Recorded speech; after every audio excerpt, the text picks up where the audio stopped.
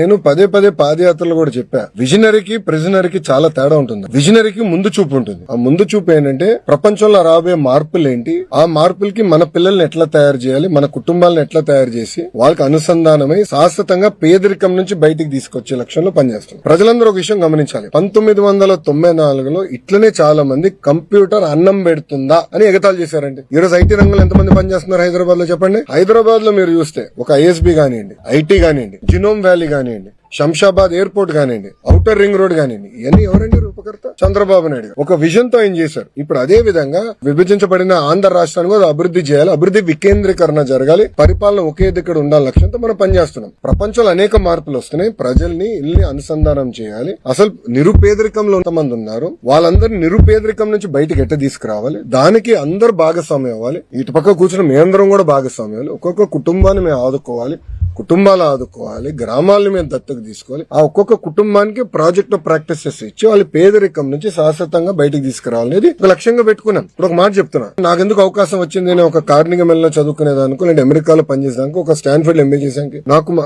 కుటుంబ సభ్యులు బాగా చదవాలి, బాగా పని చేయి, నాకున్న నెట్వర్క్ ద్వారా నేను అందరితో మాట్లాడారే ఏ యూనివర్సిటీకి అప్లై చేస్తే బాగుంటుంది, నాకు వచ్చిన మార్కులు ఇది, నాకు ఎక్కడ అవకాశాలు వస్తాయి. చాలా మంది మెంటర్స్ ఉన్నారు. ఇప్పుడు నారాయణ గారు నాకు టీచర్ ఇంటర్ లో, ప్రొఫెసర్ రాజిరెడ్డి గారు నా మెంటర్ కార్నింగ్ మెల్లో, వాళ్ళందరూ నాకు మెంటరింగ్ చేశారు కనుకనే నేను ఈ రోజు ఈ స్థాయిలో ఉన్నా. అలా చంద్రబాబు నాయుడు గారు ఏంటి P4 విధానంలో మెంటరింగ్ చేయమని కోరుతున్నారు. దానికి ఆయన ఎందుకు కంగారు పడుతున్నారు? ఆయన కూడా మెంటర్ చేయమనండి. అరే సొంత చెల్లికి తల్లికి మెంటర్ చేయలేనోడు ఊకే మాకెందుకు లెక్చర్లు వీక్తాడు. ఇప్పుడు ప్రిజనరీ ఏంటంటే ఎప్పుడు జైలు వైపు చూస్తాడు స్వామి. ఆయన చూపు ఎప్పుడు జైలు వైపు ఉంటుంది. ఆయన చేసిన తప్పులకి జైలు వైపు చూస్తాడు. అందుకే ఈ రోజు చూస్తే ఆయన తిరగలేకపోతున్నాడు ధైర్యంగా. అది ఈ రోజు ఉన్న పరిస్థితి ఆంధ్ర రాష్ట్రం.